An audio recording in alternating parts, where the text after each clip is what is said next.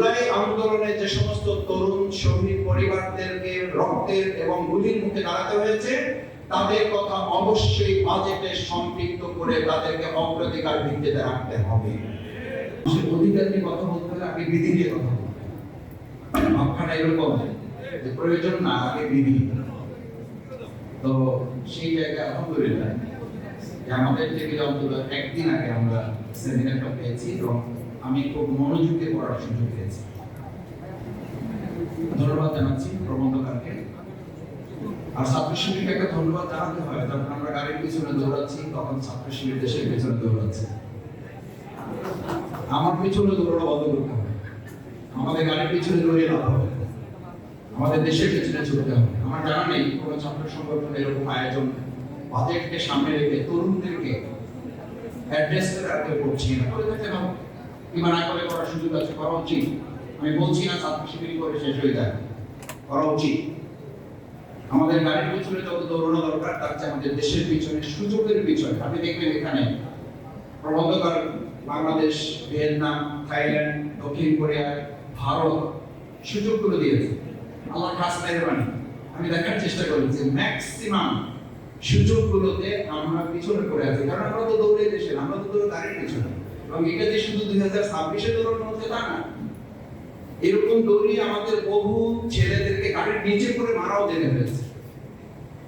এই গাড়ির নিচে করে মারা যাওয়ার কারণে জুলাইয়ে যারা গুলিতে মারা গেছে তাদেরকে আমরা এখন বলতে বসেছি। কেন বলতে বসেছি জানেন?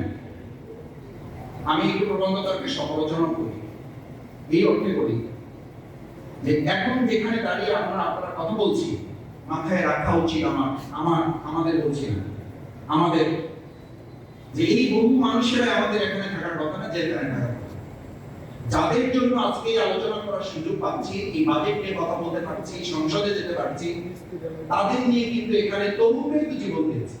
শিক্ষার্থীদের উপরে ভিত্তি করে যে আন্দোলনটা একটা পর্যায়ে গিয়েছে, এটা নিয়ে কেউ কথা বলেন, কেউ রান করেছেন, কেউ মানে ৩০ রান একসাথে করে ফেলে দিয়েছেন, নানান কথা রয়েছে। সব কথাই থাকুক, একটা কথা তো আপনারা চোখের পানি ফেলতে গাড়িতে বসে বসে স্বীকার করেছেন, আরে এই তরুণ বাচ্চাদের রক্তের উপরে ভিত্তি করে আমরা মুক্ত হতে পেরেছি। তো মুক্ত হতে পেরেছি তাদের কথা কোথায়? আমি প্রথমেই বলতে চাই, জুলাই আন্দোলনে যে সমস্ত তরুণ শহীদ পরিবারদেরকে রক্তের এবং গুলির মুখে দাঁড়াতে হয়েছে, তাদের কথা অবশ্যই বাজেটে সম্পৃক্ত করে তাদেরকে অগ্রাধিকার ভিত্তিতে রাখতে হবে।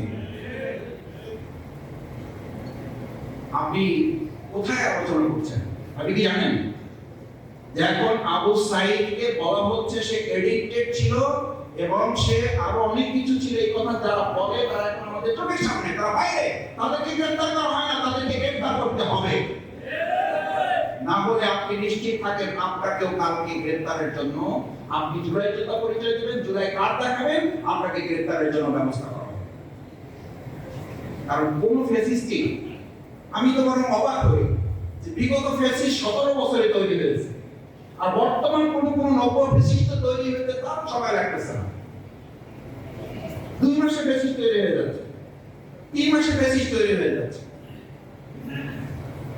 আমাদের পার্শ্ববর্তী একটা রাষ্ট্রে তারা পেয়েছে জুলাই থেকে মানে তৈরি হওয়া বালেন্দ্র শাহ, সে এসেই প্রথম প্রাইভেট স্কুলগুলো বন্ধ করে দিয়ে একটা যুগান্তকারী সিদ্ধান্ত নিয়ে বলল, সরকারের আমি মন্ত্রী, আমার সন্তানও এই সরকারি স্কুলে পড়তে হয় বাধ্য, আমার শিক্ষামন্ত্রী, নকল করা যাবে না, পড়তে হবে। এই ডায়লগ দিয়ে আমাদের তরুণদেরকে এখন ট্রোলের মুখে পড়েছেন, ওই আপনি তো এরকম একটা যুগান্তকারী সিদ্ধান্ত নিতে পারলেন না। কারণ আমরা বালেন্দ্র শাহ পাই নাই, আমরা পেয়েছি আমাদের উপরে চাপিয়ে দেওয়া একজন বাইরে থেকে এসে প্রধানমন্ত্রী, যাকে ডক্টর মাহমুদুর রহমান বলেছিলেন, আমার কথা না, ডক্টর মাহমুদুর রহমান বলেছিলেন, জনাব তারেক রহমান আপনি বক্তব্য দিয়েছেন